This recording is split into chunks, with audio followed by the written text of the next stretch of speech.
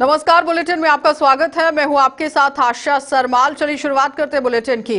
वित्त मंत्री निर्मला सीतारमण ने कल मोदी सरकार के दूसरे कार्यकाल का आम बजट पेश कर दिया। केंद्रीय बजट पेश किए जाने के बाद पूरे देश भर से लोगों की प्रतिक्रियाएं सामने आ रही हैं। जहां भाजपा नेता इस विकास और सबको खुशियां देने वाला बजट बताते हुए नजर आए, तो वहीं विपक्ष के नेता इसे निराशाजनक बजट बताते हुए नजर आए। वहीं केंद्रीय बजट पर प्रतिक्रियाएं व्यक्त करते हुए छत्तीसगढ़ के मुख्यमंत्री भूपेश बघेल ने कहा कि ये शुतुरमुर्ग प्रवृत्ति का बजट है जो मूलभूत सुविधाओं से मुंह छिपाकर खुश होना चाहता है। उन्होंने कहा है कि इस समय देश में मांग की कमी है, जिसकी वजह से देश मंदी की ओर जाता जा रहा है।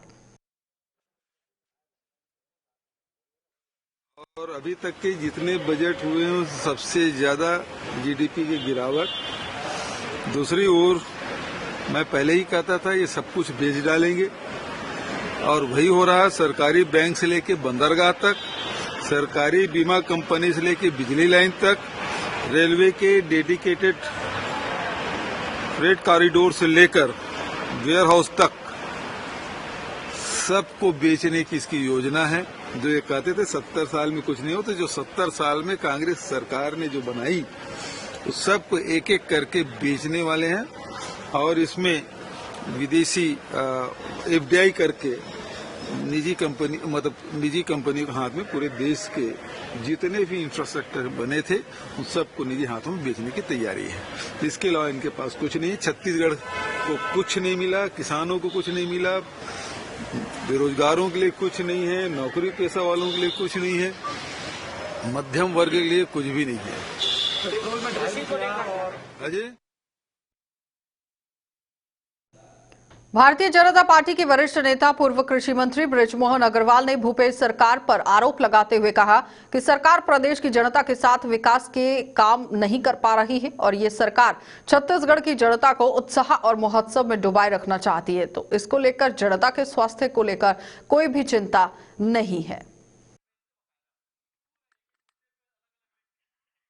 छत्तीसगढ़ में क्योंकि ये सरकार जनता के लिए कोई विकास के काम नहीं कर पा रही है, ना सड़क बना पा रही है, ना बिजली दे पा रही है, ना सिंचाई की सुविधाएं दे पा रही है, ना स्मार्ट कार्ड की सुविधा दे पा रही है। और इसलिए ये सरकार खाली छत्तीसगढ़ की जनता को उत्सव और महोत्सव में डुबाए रखना चाहती है और इनको जनता के स्वास्थ्य की चिंता नहीं है। इनको चिंता है तो जनता को कैसे भुलावे में रखकर नाच गाने में मशगूल रखा जाए। जैसे पुराने जो राजा होते थे, जो अय्यास राजा होते थे, वो अय्यास राजा जो हैं वो पूरी जनता को खाली इसी प्रकार के महोत्सव में ही और उत्सव में ही डुबा के रखते थे, जिससे कि उन राजाओं के खिलाफ में जनता कोई बात नहीं करे। और ऐसे ही ये कर रहे हैं। बौद्धघाट पुलिस को बड़ी सफलता हाथ लगी है और सोशल मीडिया के माध्यम से लाखों रुपए की ठगी करने वाले 3 आरोपियों को पुलिस ने दिल्ली से गिरफ्तार कर लिया। पुलिस ने आरोपियों के कब्जे से लाखों रुपए नकद समेत अन्य सामान भी बरामद किया है और सीएसपी हेमसागर सिदार ने भी बताया कि बीते अगस्त के प्रार्थी जो सरदार दरबार हैं, उन्होंने यहां फेसबुक के माध्यम से कुछ लोगों से उससे दोस्ती की और दोस्ती करने के बाद उक्त लोगों के विदेश से गिफ्ट मांगकर उसे भेजने और गिफ्ट में कस्टम ड्यूटी के बहाने अलग अलग किस्तों में 27,75,700 रुपए आने की जो आशंका है वो जताई जा रही थी। बताया जा रहा था कि ये सारे पैसे उसके खाते में आएंगे, लेकिन पुलिस ने धर दबोच लिया है, आगे की जांच शुरू कर दी है।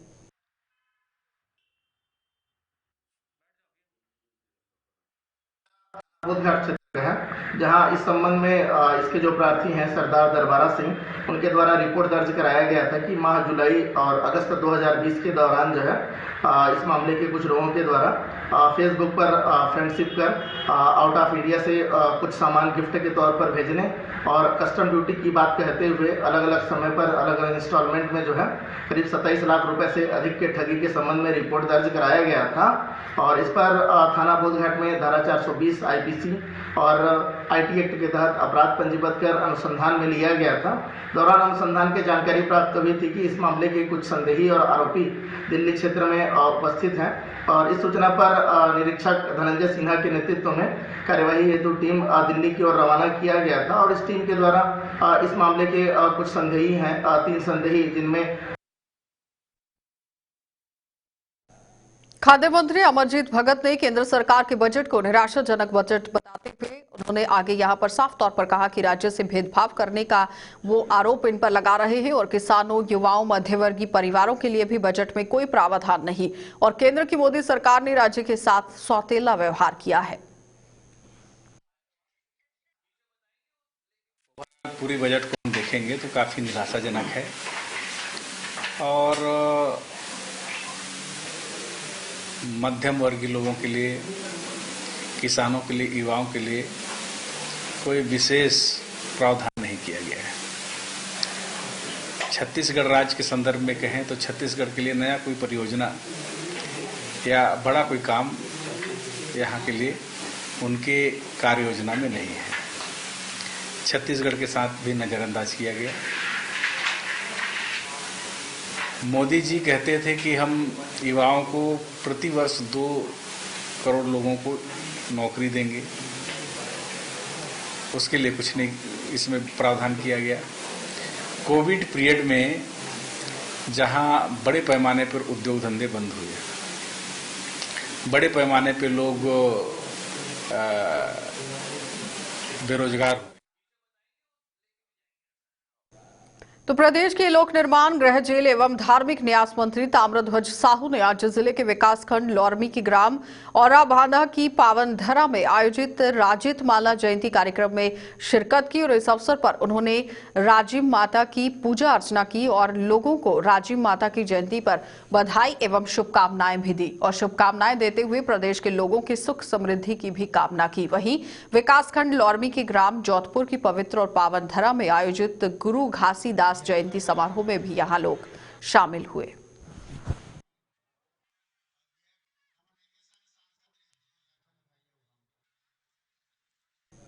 तो छत्तीसगढ़ राज्य के बेमेतरा जिले की नवागढ़ विधानसभा अंतर्गत आने वाले ग्राम गिधवा परसदा में प्रदेश का पहला पक्षी महोत्सव कार्यक्रम का आयोजन किया गया और आयोजन के समापन समारोह में छत्तीसगढ़ के मुख्यमंत्री भूपेश बघेल और वन मंत्री मोहम्मद अकबर ने भी शिरकत की। इस पर एक रिपोर्ट देखिए किस तरह से पूरा कार्यक्रम रहा।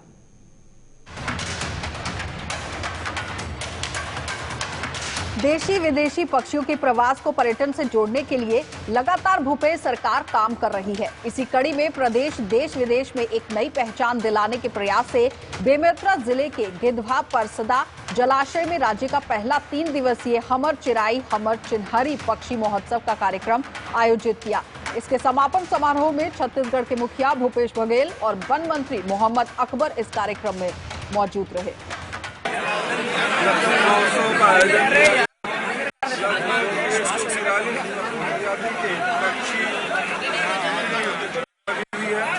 हमारे प्रदेश की भी हैं, देश की भी हैं और विदेश के भी हैं।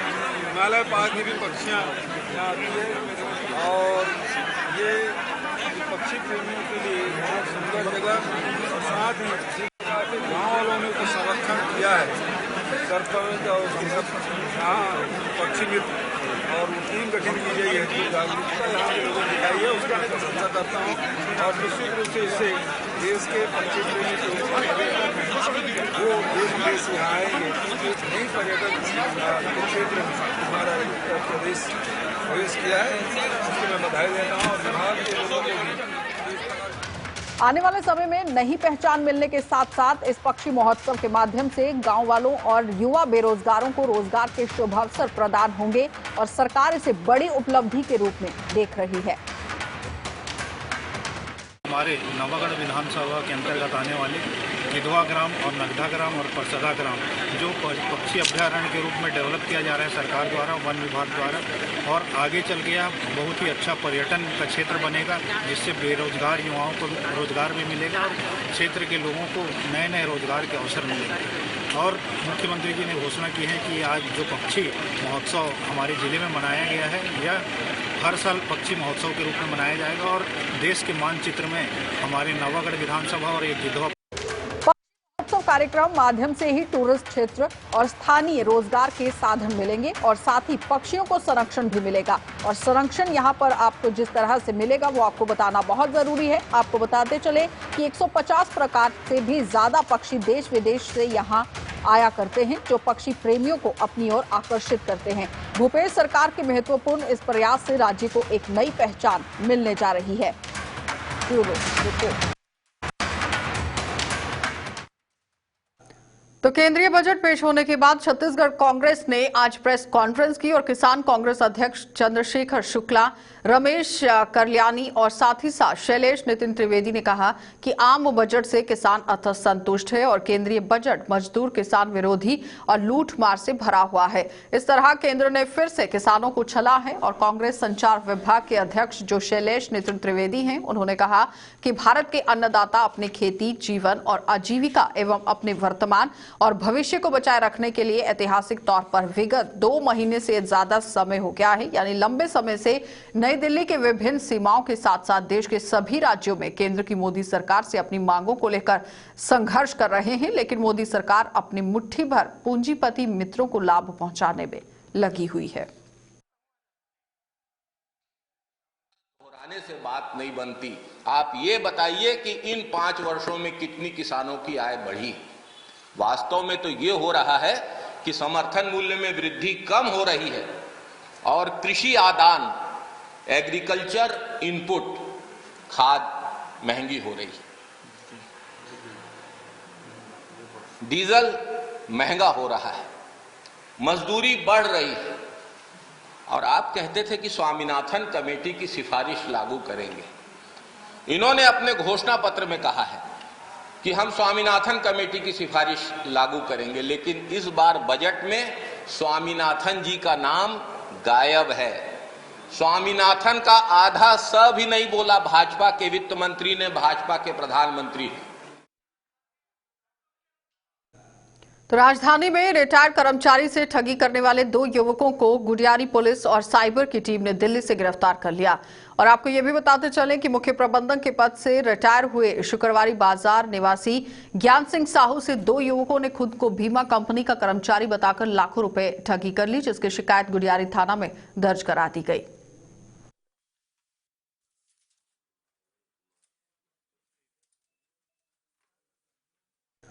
मुख्यमंत्री भूपेश बघेल ने बजट को लेकर केंद्र सरकार पर अब निशाना साधा है और साफ तौर पर वो कहते हुए नजर आ रहे हैं। कई तरीके से आरोप जो है वो लगाए जा रहे हैं और कहा जा रहा है कि ये सरकार, केंद्र सरकार 2 मुही बातें करती है। और वित्त मंत्री सीतारमण ने बिहार चुनाव में जाकर मुफ्त कोरोना वैक्सीन देने की बात कही थी, मगर अब तो कुछ और ही मिल रहा है। और खाली चुनावों में घोषणा की थी कि ये बात तमिलनाडु, असम, केरल, बंगाल के लोगों को समझने की जरूरत है। ये बजट खाली चुनावी झुनझुना है।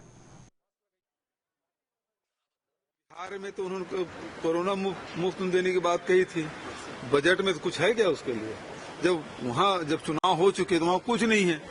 तो बंगाल, आसाम, तमिलनाडु, केरल के लोगों को समझ लेना चाहिए कि यही निर्मला सीतारमण जी है, बिहार में जाके घोषणा की थी कि मुफ्त में कोरोना वैक्सीन देंगे और बजट में बिहार के लिए कुछ नहीं रखा गया है।